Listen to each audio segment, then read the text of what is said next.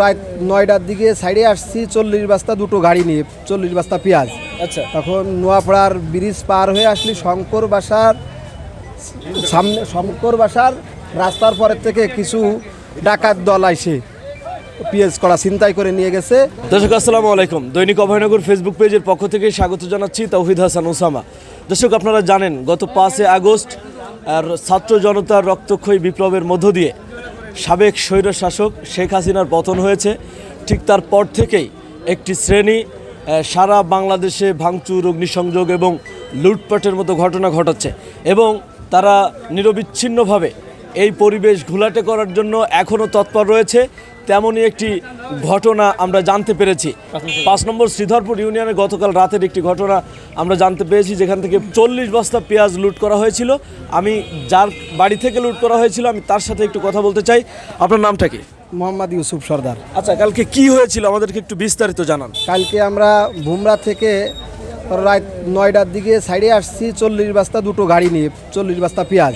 আচ্ছা, তখন নোয়াপাড়ার ব্রিজ পার হয়ে আসলি শঙ্কর বাসার সামনে, শঙ্কর বাসার রাস্তার পরের থেকে কিছু ডাকাত দল আইসে পেঁয়াজ করা ছিনতাই করে নিয়ে গেছে এবং সে পেঁয়াজ ছিনতাই করে নিয়ে যাওয়ার ফলে পরে আমরা স্থানীয় ছাত্র শিবির, জামাত এদেরকে ডাইকে তাদেরকে দিয়ে পেঁয়াজ করা উদ্ধার করানো হয়েছে। আচ্ছা দর্শক শুনছিলেন, মূলত ভুমরা বন্দর থেকে 40 বস্তা পেঁয়াজ সহ একটি ট্রাক যখন নওপাড়া ব্রিজ অতিক্রম করেছে তখন একদল দুর্বৃত্ত তাদের সেই পেঁয়াজ লুট করার চেষ্টা করেছিল। পরবর্তীতে জামায়াত ইসলামী, ইসলামী ছাত্র শিবিরের নেতাকর্মীরা সহ আরও অনেকেই ছিল, তাদের নেতৃত্বে মূলত আজকে বৈষম্য বিরোধী ছাত্র আন্দোলনের সমন্বয়করাও ছিলেন, জেলা প্রধান ছিলেন, তো সকলের উপস্থিতিতেই মূলত সেই পেঁয়াজ উদ্ধার করা হয়েছে। আমি একটু কথা বলতে চাই এ ব্যাপারে। বৈষম্য বিরোধী ছাত্র আন্দোলনের যশোর জেলা সমন্বয়ক আশিকুর রহমান, আমি তার কাছ থেকে একটু জানতে চাই, কালকে একটু নিচে নেমে আসেন, কালকে কখন ঘটনা জানতে পেরেছেন এবং কি ভূমিকা নিয়েছেন সেটা একটু জানান। আমরা শুরুতেই রাত 3টা দিকে শুনলাম যে এরকম একটি ঘটনা ঘটে। এই ঘটনা ঘটার পরে আমরা ছাত্ররা সবাই একত্রিত হয়ে এখানে সকালে ফজরবাদ আসি। রাত্রে আমাদের কিছু ভাইরা এখানে আসছিল, পরবর্তীতে তারা ছিল। আমরা এখানে কিছুক্ষণ অবস্থান করার পরে জানতে পারি স্থানীয় কিছু দুর্বৃত্তরা তারা এই কাজের সাথে সম্পৃক্ত থাকে। তো তাৎক্ষণিক আমাদের ছাত্র ভাইদেরকে একত্রিত করে এখানে জামাত ইসলামী এবং ইসলামী ছাত্র শিবির উভয় সমন্বয়ে আমরা এই মালগুলো উদ্ধার করি। 40 বস্তা পেঁয়াজ উদ্ধার করি। আপনারা যার পেঁয়াজ ভাইয়ের কাছ থেকে তো শুনেছেন, ভাই আর কি পেঁয়াজটা বুঝে পেয়েছে, আমরা তার কাছে বুঝে দিয়েছি।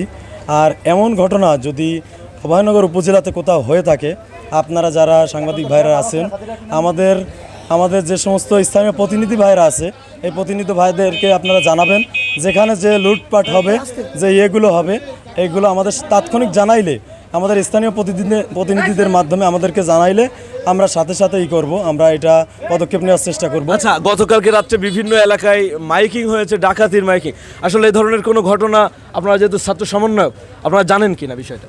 যে আমরা জানি, আমরা তাৎক্ষণিক সেইখানে আমাদের প্রতিনিধি গিয়ে আমরা সেখানে পদক্ষেপ নেওয়ার চেষ্টা করেছি।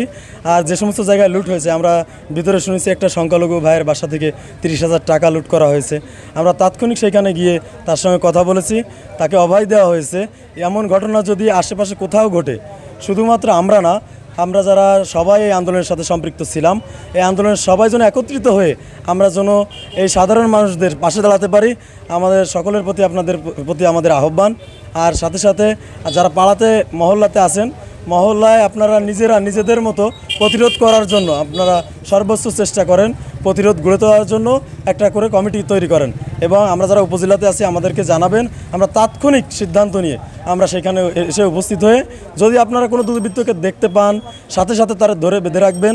আমরা তাদেরকে নিয়ে অভয়নগর থানাতে আইনের আওতায় সোপর্দ করবো ইনশাল্লাহ। জি দর্শক শুনছিলেন, বৈষম্য বিরোধী ছাত্র আন্দোলন অভয়নগর উপজেলা সমন্বয়ক আশিকুর রহমান যেমনটি বলছিলেন যে মূলত দুর্বৃত্তরা যেই হামলা, ভাঙচুর, অগ্নিসংযোগ এবং লুটপাটের সাথে জড়িত তাদেরকে কিন্তু আসলে প্রশ্রয় দেওয়া হচ্ছে না এবং এর সাথে ছাত্র জনতার কিংবা যারা এই বিজয় ছিনিয়ে এনেছে তাদের কোনো সম্পর্ক নেই। ভবিষ্যতে যদি কেউ কোনো প্রকার অরাজকতা কিংবা কোনো প্রকার ভাঙচুর, লুটপাট, অগ্নিসংযোগের সাথে জড়িত থাকে তাদেরকে ধরিয়ে দেওয়ার জন্য আপনাদের সকলের প্রতি তাদের পক্ষ থেকে আহ্বান জানানো হয়েছে। দর্শক আজকের মতো এই পর্যন্ত, আবারও দেখা হচ্ছে অন্য কোনো ভিডিওতে। সে থাকুন, আল্লাহ হাফেজ।